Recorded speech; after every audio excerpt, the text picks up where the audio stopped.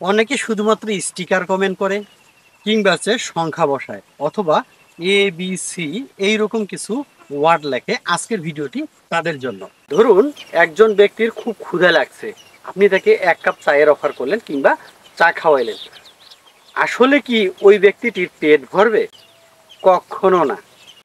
আপনি যদি কাউকে খাওয়াইতে চান সেক্ষেত্রে কিন্তু পেট পুড়ে খাওয়ান, সেটা হোক না ডাল ভাজি কিংবা ভর্তা ভাজি।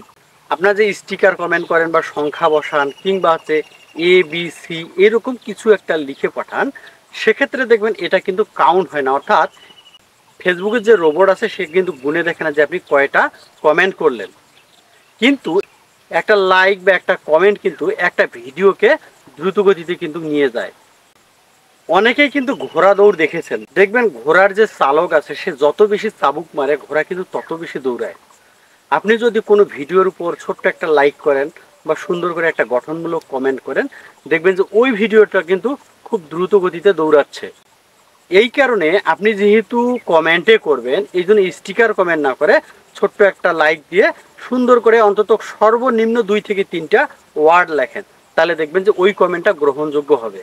দেখুন বন্ধুরা, ভিডিওতে যদি আপনি কমেন্ট করেন শুধুমাত্র যে ভিডিওটা তৈরি করছে তারে যে শুধু লাভ এমনটা না, আপনার যে ফেসবুক আইডিটা আছে সেটারও কিন্তু রিচ বেড়ে যাবে। অর্থাৎ আপনি যে ভিডিওগুলা বা ছবিগুলা ছাড়েন সেটা কিন্তু তার কাছে পৌঁছাবে কিংবা তার যে বন্ধু আছে তাদের কাছে কিন্তু ফেসবুকের যে রোবট আছে সেটা কিন্তু সাজেস্ট করবে। এই কারণে পারতপক্ষে চেষ্টা করবেন ছোট্ট একটা লাইক এবং মিষ্টি করে একটা কমেন্ট করার জন্য।